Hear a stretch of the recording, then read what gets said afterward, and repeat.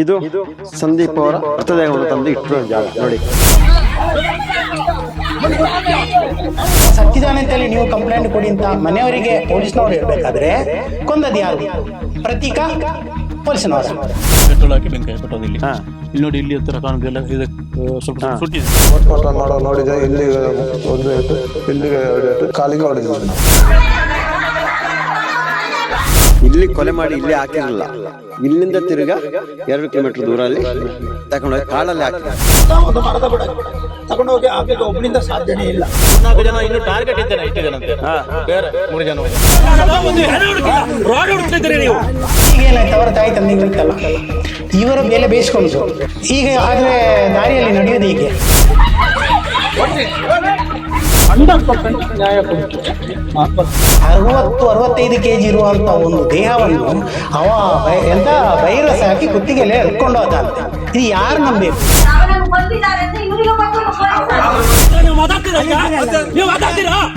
ತಂಗಿಯ ಮದುವೆಗೆ ತುಂಬಾ ಆಸೆ ಇಟ್ಟಿದ್ದ, ಯಾವ ಸ್ಟುಡಿಯೋದವರೆಲ್ಲ ಚಂದ ಮಾಡ್ತಾರೆ ಅಂತ ಹೇಳ್ತಾ ಇದ್ದ. ಅವನ ಆಸೆ ಎಲ್ಲ ಮಣ್ಣಾಗಿ ಹೋಯ್ತು. ಹಿರಿಯಣ್ಣ ಕೊಟ್ರು, ನಮ್ಮ ನೀತಿ ಟ್ರಸ್ಟ್ನವರು. ಇವರು ಈ ಒಂದು ಗ್ರಾಮದವರೇ. ಇವರು ಕೇಳೋಣ ಯಾವ ರೀತಿಯಲ್ಲಿ ಸಂದೀಪ್ ಕೊಲೆ ಆಗಿರೋದು. ನಂದು ಕಡಬ ತಾಲೂಕು ಬಿಳಿನೆಲೆ ಗ್ರಾಮ, ಹಿರಿಯಣ್ಣಗೌಡ ಅಂತ ನನ್ನ ಹೆಸರು. ಬಿಳಿನೆಲೆ ನೀತಿ ದಂಡದಲ್ಲಿದ್ದೆ ನಾನು. ಈ ಸಂದೀಪನ ವಿಷಯ ಹೇಳುವುದಾದ್ರೆ, ಚಿಕ್ಕ ವಯಸ್ಸಿನಿಂದ ನಾವೆಲ್ಲ ನೆರೆಕೆರೆಯವರು. ಚಿಕ್ಕ ವಯಸ್ಸಿನಿಂದ ನಾನು ನೋಡ್ತಾ ಬಂದಿದ್ದೇನೆ. ಅಂದರೆ ನಮ್ಮ ಚಿಕ್ಕಪ್ಪನ ಮನೆ ಇವರ ಮನೆಯಿಂದ ಹತ್ತಿರ ಎಷ್ಟು 10 ಮೀಟ್ರ್ ಉದ್ದ ಇಲ್ಲ. ಹೀಗೆ ನಾವು ನೆರೆಕೆರೆ ಸಂಬಂಧಿಕರೆಲ್ಲ ನಾವು ಒಂದು ಹಾಗೆ ಚಿಕ್ಕ ವಯಸ್ಸಿನಿಂದ ನೋಡ್ತಾ ಇದ್ದೇನೆ. ಒಳ್ಳೆ ಹುಡುಗ. ಯಾರು ಒಂದು ಕರೆದ್ರು, ಒಂದು ಏನಾದರೂ ಒಂದು ಮನೆಯಲ್ಲಿ ಒಂದು ಫಂಕ್ಷನ್ ಇದ್ದರೆ ಫಸ್ಟಿಗೆ ಅವ ಎಂಟ್ರಿ ಇರ್ತಾನೆ. ಎಲ್ಲ ಕೆಲಸಗಳಿಗೂ ಎಲ್ಲ ಕಷ್ಟ ನಷ್ಟಗಳಿಗೂ ಸಹಕಾರ ಕೊಡ್ತಿದ್ದ. ಅಂಥ ಒಂದು ಹುಡುಗ ಇವತ್ತು ಇಷ್ಟು ಸಣ್ಣ ಏಜಲ್ಲಿ ಈ ರೀತಿಯ ಒಂದು ಕೊಲೆ ಆಗೋದಂದರೆ ಎಲ್ರಿಗೂ ಬೇಸರ ವಿಷಯ. ಒಂದು ಇನ್ನೊಂದು, ಬಿಳಿನೆಲೆ ಗ್ರಾಮದಲ್ಲಿ ಸಾಧಾರಣ ವರ್ಷಗಳಿಂದ ಬಿಳಿನೆಲೆ ಅಂದರೆ ಒಂದು ಶಾಂತ ಗ್ರಾಮ. ಯಾವುದೇ ಒಂದು ಇಂಥ ಅಹಿತಕರ ಘಟನೆ ಆಗಲಿ ಅಥವಾ ಇಂಥದ್ದೇನಾಗಲಿ ಎಲ್ಲರೂ ಒಂದು ಒಳ್ಳೆಯ ರೀತಿಯಲ್ಲಿ, ಪಕ್ಷ ಏನೇ ಇರಲಿ ಆದರೂ ಒಂದು ಅಣ್ಣ ತಮ್ಮಂದರಾಗಿ ಒಂದೇ ಇದರಲ್ಲಿದ್ದರು. ಇತ್ತೀಚೆಗಂತೂ ಈ ರಾಜಕೀಯ ಬೆಳವಣಿಗೆ ಆಗ್ತಾ ಅಂದರೆ ಇವರು ಏನು ಮಾಡ್ತಾರೆ, ನಮ್ಮಂಥ ಪಾಪದವರಿಗೆ, ನನಗೊಬ್ಬ ಮಗ ಇದ್ದಾನೆ, ನನ್ನಂಥ ಪಾಪದವರ ಮಕ್ಕಳನ್ನು ಹಿಡ್ಕೊಂಡು ಇವರು ರಾಜಕೀಯ ಮಾಡೋದು. ಅಂದರೆ ಏನಾಯ್ತು, ಈಗ ಇವರು ರಾಜಕೀಯ ಮಾಡಿ ಅದು BJP ಆಗಲಿ ಕಾಂಗ್ರೆಸ್ ಆಗಲಿ, ಈ ರಾಜಕೀಯದವ್ರು ಏನು ಮಾಡ್ತಾರೆ ಅಂತೇಳಿ ಯಾರಾದರೂ ಒಂದು ಪಾಪದ ಮಕ್ಕಳು ಸಿಕ್ಕಿಕೊಂಡ್ರೆ ಅವರನ್ನು ಇದು ಮಾಡ್ತಾರೆ. ಅವರು ಅಲ್ಲಿಗೆ ಬೇಕಾದಾಗೆ ಅವರಿಗೆ ಒಂದು ಇದು ಕೊಟ್ಟು, ಟ್ರೈನಿಂಗ್ ಕೊಟ್ಟು ಇದು ಮಾಡಿ ಈ ರೀತಿ ಮಾಡ್ತಾರೆ. ಲಾಸ್ಟಿಗೆ ಈಗ ಏನಾಯಿತು, ಒಬ್ಬೊಬ್ಬರಿಗೆ ಒಂದೊಂದು ಮಕ್ಕಳು ಇರ್ತಾರೆ. ಈಗ ಏನಾಯ್ತು, ಅವರ ತಾಯಿ ತಂದೆಗೆ ಹೋಯ್ತಲ್ಲ, ಇವರ ಬೇಲೆ ಬೇಯಿಸ್ಕೊಂಡ್ರು, ಅವರ ತಾಯಿ ತಂದೆಗೆ ಹೋಯ್ತು. ಈಗ ನೋಡಿ, ಒಂದು ಕೊಲೆಗಾರ ಒಂದು ಸ್ಟೇಷನಲ್ಲಿ ಒಬ್ಬ ಕೊಲೆಗಾರನ ಹೆಗಲ ಮೇಲೆ ಕೈ ಹಾಕಿಕೊಂಡು ಒಬ್ಬ ಪೊಲೀಸನವರು ಇವನಿಂದು ಏನು ತಪ್ಪಿಲ್ಲ, ಇವಾಗ ಒಳ್ಳೆ ಹುಡುಗ, ಇಂಥ ಕೆಲಸನೇ ಮಾಡಲಿಕ್ಕಿಲ್ಲ ಇವ ಅಂತೇಳಿ ಎಲ್ಲರ ಮುಂದೆ ಪೊಲೀಸ್ನವರು ಹೇಳಿದರು. ಇದರ ಅರ್ಥ ಏನು? ಈಗ ಪೊಲೀಸ್ನವರು ನೋಡಿ, ಒಂದು ರಾಷ್ಟ್ರಧ್ವಜಕ್ಕೆ ಕೂಡ ಒಂದು 3 ಬಣ್ಣ ಇದೆ. ಆದರೆ ಪೊಲೀಸ್ ಡಿಪಾರ್ಟ್ಮೆಂಟ್ ಮತ್ತು ಫಾರೆಸ್ಟ್ ಡಿಪಾರ್ಟ್ಮೆಂಟಿಗೆ ಒಂದೇ ಬಣ್ಣ. ಅವರಿಗೆ ನ್ಯಾಯ, ತಂದೆ ಆಗಲಿ ತಾಯಿ ಆಗಲಿ ಯಾರೇ ಆಗಲಿ ಅವರಿಗೆ ನ್ಯಾಯ ಮಾತ್ರ ಇರಬೇಕು. ಅವರು ಈ ಹುದ್ದೆಗೆ ಸೇರುವಾಗ ಅದನ್ನು ಅವರು ಅರ್ಥ ಮಾಡ್ಕೊಳ್ಬೇಕು. ಯಾವುದು, ನನಗೆ ಈ ಯೂನಿಫಾರ್ಮ್ ಕಾಕಿ ಅಂದರೆ ಒಂದೇ ಬಣ್ಣ, ನಾನು ಒಂದೇ ನ್ಯಾಯದಲ್ಲಿ, ಒಂದೇ ಯಾರಿಗಾದರೂ ಒಂದೇ ನ್ಯಾಯದಲ್ಲಿ ನಾನು ಹೋರಾಡಬೇಕು ಅಂತೇಳಿ ಒಂದು ಇದು ತೋರಿಸ್ಬೇಕು. ಅಂಥದ್ರಲ್ಲಿ ಈ ರೀತಿಯಲ್ಲಾದರೆ ತುಂಬ ಕಷ್ಟ. ಇಲ್ಲಿ ನೋಡಿ, ಅಲ್ಲಿ ಪ್ರದೇಶ ಎಲ್ಲ ಮಕ್ಕಳು, ಹೆಣ್ಮಕ್ಳಾಗಲಿ ಅಥವಾ ಹುಡುಗರಾಗಲಿ ಒಬ್ಬೊಬ್ಬರು ಓಡಾಡ್ತಾರೆ. ಹೀಗೆ ಆದರೆ ಇನ್ನು ಮುಂದಕ್ಕೆ ಇನ್ನು ಕೊಲೆ ಆದರೆ ಯಾವ ಲೆಕ್ಕನೇ ಇಲ್ಲ. ಈಗ ಆದರೆ ದಾರಿಯಲ್ಲಿ ನಡೆಯೋದು ಹೀಗೆ. ಯಾವುದೋ ರಾಜಕೀಯ ತುಂಬ ಬಲವಾಗಿ ಇದರ ಹಿಂದೆ ಕೆಲಸ ಮಾಡ್ತಾ ಉಂಟು. ಇದು ಯಾಕೆ ಮಾಡ್ತಾ ಉಂಟು ಅಂತ ನಮಗೆ ಅರ್ಥ ಆಗೋದಿಲ್ಲ. ಯಾಕೆಂತ ಹೇಳಿದರೆ, ಈಗ ನೋಡಿ, ಇವರು 2 ಸಲ ಹೋಗಿ ಕಂಪ್ಲೇಂಟ್ ಕೊಟ್ಟರು ಪೊಲೀಸ್ನವರು. ಏನೇ ನಾವು ಕೈಯಲ್ಲಿ ಈಗ ನಾವೇ ಕಂಪ್ಲೇಂಟ್ ಬರೆದು ಕೊಡೋದು. ಈಗ ನಾವು ಮುಂದೆ ಎಲ್ಲ ಎಷ್ಟೋ ಇದರಲ್ಲಿ ಒಂದು ಹೋಗಿ ನಮಗೆ ಕಂಪ್ಲೇಂಟ್ ಬರೀಲಿಕ್ಕೆ ಗೊತ್ತಿರೋ ಕಂಪ್ಲೇಂಟ್ ಬರೆಯುವವರಿದ್ದಾರೆ, ಅವರಲ್ಲಿ ಹೋಗಿ ಕಂಪ್ಲೇಂಟ್ ಬರ್ಸಿಕೊಂಡೆ, ನೋಡಿ ನಮಗೆ ಇಂಥದ್ದು ಆಗಿದೆ, ಇಂಥ ಅನ್ಯಾಯ ಆಗಿದೆ ಅಂಥೇಳಿ ನಾವು ಪೊಲೀಸ್ನವರಿಗೆ ಸ್ಟೇಷನ್ಗೆ ಕಂಪ್ಲೇಂಟ್ ಕೊಡ್ತಾರೆ. ಇದು ಅದಾಗೋದಿಲ್ಲ, ನಾವೇ ಬರಿಬೇಕು. ನೀವು ನಾಳೆ ಬನ್ನಿ, ನಾಡ್ದು ಬನ್ನಿ, ಮತ್ತು ನಾವು ಯಾರಿಗೆ ಸರ್ ನಮ್ಮ ನ್ಯಾಯ ಹೇಳೋದು? ನಾವು ನ್ಯಾಯ ಕೇಳೋದು ಯಾರಲ್ಲಿ? ಈ ನ್ಯಾಯ ಕೇಳಬೇಕಾದವರು, ನ್ಯಾಯ ಕೊಡಿಸೋರಲ್ಲಿಗೆ ನಾವು ಹೋದರೆ ಅವರು ಈ ರೀತಿ ಹೇಳಿದರೆ ನಮ್ಮಂಥ ಪಾಪದವರಿಗೆ ಯಾರು ನ್ಯಾಯ ಕೊಡುವವರು? ಇದು ಸರಿಯಾ? ಈಗ ನೋಡಿ, ಬಾಕಿದ್ದವರೆಲ್ಲ ಕೆಲವರೆಲ್ಲ ಹೇಳ್ತಾರೆ, ಅವ ಅಂಥ ತಪ್ಪು ಮಾಡಲಿಕ್ಕೆ ಇಲ್ಲ, ಅವ ಒಳ್ಳೆ ಜನ, ಅವ ಹಾಗೆ ಇವ ಹೀಗೆ. ಯಾಕೆ ಹೇಳಬೇಕು? ಏನು ಇವರ ಮನೆಯಲ್ಲಿ ಅವರು ಯಾರ ಅಪ್ಪನ ಮಗನ ಯಾರೋ ಅಂತ ಅವನನ್ನು ವಹಿಸ್ಕೊಂಡು ಮಾತಾಡಬೇಕಾದ್ರೆ ಅವನಿಂದ ಎಷ್ಟೋ ಲಾಭಗಳನ್ನು ಪಡಿಬೇಕು ಇವರು. ಅಲ್ಲ, ಇಲ್ಲದ್ರೆ ಯಾರನ್ನಾದರೂ ಒಬ್ಬರನ್ನು ವಹಿಸ್ಕೊಂಡು ಮಾತಾಡಬೇಕಾದ್ರೆ ಅವ್ರಿಗೆ ಏನಾದರೂ ಲಾಭ ಇರಬೇಕು. ಆ ರೀತಿಯಾಗಿ ಇವರು ಇದು ಮಾಡಿದ್ದಾರೆ.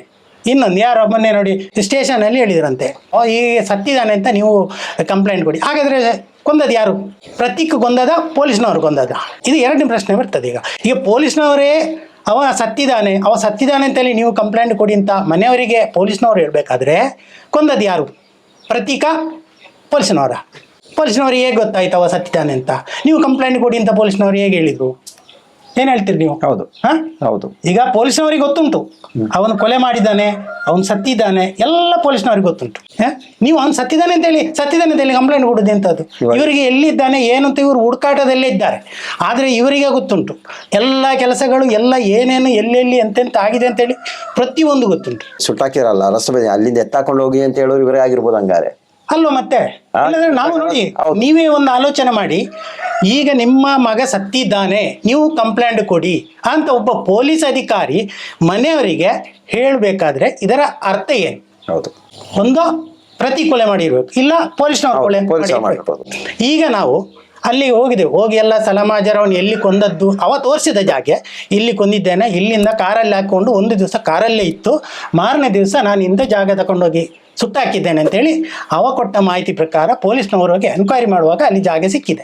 ಅದೇ ಜಾಗಕ್ಕೆ ನಾವು ಈಗ ನೀತಿ ತಂಡದವರು ಹೋಗಿ ಅಲ್ಲಿ ನೋಡುವಾಗ ಎಲ್ಲ ವಿಷಯ ನಮಗೆ ತಿಳಿದು ಬಂತು. ಆದರೆ ಸಾಧಾರಣ ಒಂದು ರೋಡು ಬದಿಯಲ್ಲಿ ಈಗ ಅದಾದರೆ ಒಬ್ಬ ಎಳ್ಕೊಂಡು ಹೋಗಿ ಏನೋ ಮಾಡಿ ಆ ಕಣಿಗೆ ಒಂದು ಜಾಸ್ತಿ ಆದರೆ ಒಂದು 10-20 ಫೀಟ್ ದೂರ ಎಳ್ಕೊಂಡು ಹೋಗಿ ಅಲ್ಲಿ ಹಾಕಿ ಸುಟ್ಟಿರ್ಬೋದು. ಆದರೆ ಅಲ್ಲಿಂದ ಮಾರನೇ ದಿವಸ ಬಂದು ಸಾಧಾರಣ ಒಂದು 500 ಮೀಟರ್ ದೂರಕ್ಕೆ, ಅದು ಕೂಡ ನಮಗೆ ನಡ್ಕೊಂಡು ಹೋಗ್ಲಿಕ್ಕೆ ಕಷ್ಟ, ಅದು ಕೂಡ ಮುಕ್ಕಾಲು ಭಾಗ ದೇಹ ಸುಟ್ಟೋಗಿದೆ. ಅಂಥ ಸುಟ್ಟ ಮಾಂಸ ಈ ಕಲ್ಲು ಮುಳ್ಳಿನಲ್ಲಿ ಎಳ್ಕೊಂಡು ಹೋಗುವಾಗ ಅದರ ಮಾಂಸ ಎಲ್ಲ ಬಿಟ್ಟು ಬಿಡೋದಿಲ್ವಾ? ಅಲ್ಲಿ ನೊಣಗಳು ಕಾಣೋದಿಲ್ವಾ? ಇಲ್ಲಾಂದರೆ ಎಲುಬೆಲ್ಲ ಅಂತದ ಎಲ್ಲ ಒಂದೊಂದು ಇದರಾಗಿ ಜಾಯಿಂಟ್ ಎಲ್ಲ ಬಿಟ್ಟು ಹೋಗೋದಿಲ್ವಾ? ಇಲ್ಲಾರೆ ನೊಣ ಇರಬೇಕಿತ್ತು. ಅಲ್ಲಿ ಒಂದು ಗಿಡ ಏನು ಅಲ್ಲಿ ಮುರಿದಿಲ್ಲ, ಏನಾಗಲಿಲ್ಲ. ಅದು ಒಂದು ಗುಡ್ಡೆ, ಹೀಗೆ ದೊಡ್ಡ ಮರ, ಇವರೆಲ್ಲ ಗೊತ್ತುಂಟು, ಎಲ್ಲ ನೋಡಿದ್ದಾರೆ, ಮಾಜರ್ ಮಾಡಿದ್ದಾರೆ. ಅಂಥ ಜಾಗಕ್ಕೆ 60-65 kg ಇರುವಂಥ ಒಂದು ದೇಹವನ್ನು ಅವ ವೈರಸ್ ಹಾಕಿ ಕುತ್ತಿಗೆಲೆ ಎಳ್ಕೊಂಡು ಹೋದ ಅಂತೆ. ಇದು ಯಾರು ನಂಬಬೇಕು? ಸಣ್ಣ 2ನೇ ಕ್ಲಾಸ್ ಮಕ್ಕಳಿಗೆ ಹೇಳಬೇಕು, ನೋಡಿದವರಿಗೆ ಗೊತ್ತಾಗೋದಿಲ್ಲ. ಈ ರೀತಿಯಾಗಿ ಇದರ ಹಿಂದೆ ಯಾರೋ ದೊಡ್ಡ ಕೈವಾಡ ಐತೆ ಒಂದು. ಮತ್ತು ಯಾವುದೇ ಕಾರಣಕ್ಕೂ ಒಬ್ಬ ಮಾಡಿದ ಕೊಲೆ ಅಲ್ಲ ಇದು, ಇದರ ಒಟ್ಟಿಗೆ ಜನ ಇದ್ದಾರೆ. ಇದನ್ನು ಕಂಡುಹಿಡಬೇಕು. ನೋಡಿ, ಬಿಳಿನೆಲೆ ಗ್ರಾಮ ಅಂದರೆ ತುಂಬ ಎಲ್ಲದಕ್ಕೂ ಎಲ್ಲ ವಿಷಯಕ್ಕೂ ನಾವು ಒಂದು ಗ್ರಾಮದವರು ಏನೇ ಒಂದು ಫಂಕ್ಷನ್ ಇರಲಿ, ಎಂಥದೇ ಒಂದು ಇರಲಿ, ಒಂದು ಶಾಂತ ರೀತಿಯಲ್ಲಿ ಇಲ್ಲಿ ವರ್ತನೆ ಮಾಡುವಂಥ ಒಂದು ಬಿಳಿನೆಲೆ ಗ್ರಾಮ. ಅಂಥ ಗ್ರಾಮದಲ್ಲಿ ಇದು ಈಗ ಈ ರೀತಿಯ ಒಂದು ಘಟನೆಗಳಾಗಿದೆ ಅಂದರೆ ನಾವು ಸಂಘಟನೆ, ರಾಜ್ಯಕ್ಕೆ ಯಾವುದೇ ಇರಲಿ, ಎಲ್ಲ ಸಂಘಟನೆಯವರು ಒಟ್ಟು ಸೇರಿ ಯಾವ ಅಧಿಕಾರಿ ಆಗಲಿ ಯಾರೇ ಆಗಲಿ ಯಾರನ್ನೂ ಬಿಡುವುದಿಲ್ಲ. ನಾವು ಇದಕ್ಕೆ ಹೋರಾಟ ಮಾಡಿಯೇ ಮಾಡ್ತೇವೆ. ಯಾರ ಅಧಿಕಾರಿಗೂ ನಾವು ಇದು ಕೊಡುವುದಿಲ್ಲ. ಇಲ್ಲ, ಇವರು ಮರ್ಯಾದೆಯಲ್ಲಿ ಬಂದು ನಾವು ಈ ಇದನ್ನು ನ್ಯಾಯ ಕೊಡಿಸ್ಬೇಕು. ಯಾಕೆಂದರೆ ಬಾಕಿದವರಿಗೆ ಗೊತ್ತಾಗಬೇಕು, ಇಂಥ ತಪ್ಪು ಮಾಡಿದರೆ ನಮಗೆ ಇಂಥ ಶಿಕ್ಷೆ ಆಗ್ತದೆ ಅಂಥೇಳಿ ಬಾಕಿದವರಿಗೆ ತಿಳಿಬೇಕಿದು. ಅವರಿಗೆ ಸರಕಾರ ಕೊಟ್ಟಂಥ ಉದ್ಯೋಗದ ಗೌರವವನ್ನು ಉಳಿಸ್ಕೊಳ್ಬೇಕು. ಈ ನಮಗೆ ಗ್ರಾಮಕ್ಕೆ ಆದಂಥ ಅಥವಾ ಪ್ರತಿಯೊಬ್ಬರು ಒಂದು ಹೆತ್ತ ಮಕ್ಕಳನ್ನು ಈ ರೀತಿಯಾಗಿ ಒಂದು ಕ್ರೂರವಾಗಿ ಕೊಂದಂಥ ಅವರಿಗೆ ಸರಿಯಾದ ಶಿಕ್ಷೆ ಆಗಬೇಕು. ಆ ಶಿಕ್ಷೆಯನ್ನು ಬಾಕಿದ್ದವರು ಕಂಡು ಅವರಿಗೆ ಅರ್ಥ ಆಗಬೇಕು. ಈ ಥರದ ಒಂದು ಯಾರೇ ಮಾಡಬಾರ್ದು ಅಂಥೇಳಿ ಎಲ್ಲರಿಗೆ ಮನವರಿಕೆ ಆಗಬೇಕು. ಆದ್ದರಿಂದ ಈ ವಿಷಯದಲ್ಲಿ ಯಾವ ರಾಜ್ಯಕ್ಕೆ ಇರಲಿ, ಯಾರೇ ಇರಲಿ, ಊರಿನವರು, ಗ್ರಾಮದವರು ಎಲ್ಲರೂ ಇದಕ್ಕೆ ಸಪೋರ್ಟ್ ಮಾಡಬೇಕು. ಈ ಒಂದು ವಿಷಯದಲ್ಲಿ ನಾವು ಎಲ್ಲಿವರೆಗೂ ನಾವು ಹೋರಾಟ ಮಾಡಲಿಕ್ಕೆ ಆಗ್ತದೋ ಅಲ್ಲಿವರೆಗೆ ನಾವು ಹೋರಾಟವನ್ನು ಮಾಡಿ ಇದಕ್ಕೆ ಆ ಮನೆಯವರಿಗೆ, ಆ ತೀರೋದವನಿಗೆ ನ್ಯಾಯ ಒದಗಿಸಿಕೊಡ್ಬೇಕು ಅಂತ ಎಲ್ಲರೇ ನನ್ನ ಮನವಿ. ನೋಡಿ, ನಮ್ಮ ನೀತಿ ತಂಡವರು ಇದನ್ನೇ ಹೇಳ್ತಾ ಇರೋದು, ಶಾಂತಿ ನೆಮ್ಮದಿಯಿಂದ ಇರಬೇಕು, ಗ್ರಾಮದಲ್ಲಿ ಇಂಥ ಈ ಥರ ಘಟನೆ ನಡಿಬಾರ್ದು ಅಂತ ಒಂದು ಘಟನೆ ಆಗಿ ಹೋಗಿದೆ. ಆದರೆ ಯಾರು ಇದರ ಹಿಂದಿನ ರೂವಾರಿ ಯಾರಿದ್ದರೋ ಅವ ಮುಖವಾಡವನ್ನು ಕಳಚಿ ಹಾಕಿ ಜನರಿಗೆ ತಿಳಿಸೋ ಕೆಲಸವನ್ನು ಮಾಡಬೇಕಂತ ಪ್ರತಿಯೊಬ್ಬರು ಕೇಳ್ಕೊಳ್ತಾ ಇದ್ದೀವಿ. ಮುಂದಿನ ದಿನಗಳಲ್ಲಿ ಇದು ಸತ್ಯಾಸತ್ಯ ಘಟನೆ ಹೊರಗೆ ಬರದೆ ರಾಜಕೀಯವಾಗಿ ಮುಚ್ಚಿಟ್ಟರೆ ಈ ತಾಯಿಗೆ, ಅವರ ತಮ್ಮನಿಗೆ, ತಂಗಿಗೆ, ಅವ್ರ ಕುಟುಂಬದವರಿಗೆ, ಊರವರಿಗೆ ನ್ಯಾಯ ಕೊಡಿಸೋ ಕೆಲಸ ಮಾಡದಿದ್ದರೆ ಮುನ್ನೆ ಬಂದ ರೀತಿಯಲ್ಲಿ ನಾವು ಇನ್ನು ಠಾಣೆಗೆ ಮುತ್ತಿ ಹಾಕ್ತೀವಿ, ನ್ಯಾಯಪರವಾಗಿ ಮುತ್ತಿ ಹಾಕ್ತೀವಿ. ಇದಕ್ಕೆ ಆಸ್ಪದ ಕೊಡಬೇಡಿ ಅಂತ ನಾವು ಈ ಮೂಲಕ ಇಲಾಖೆಯವರಿಗೂ ಉನ್ನತ ಅಧಿಕಾರಿಗೂ ವಿನಂತಿಸಿಕೊಳ್ತಾ ಇದ್ದೀವಿ.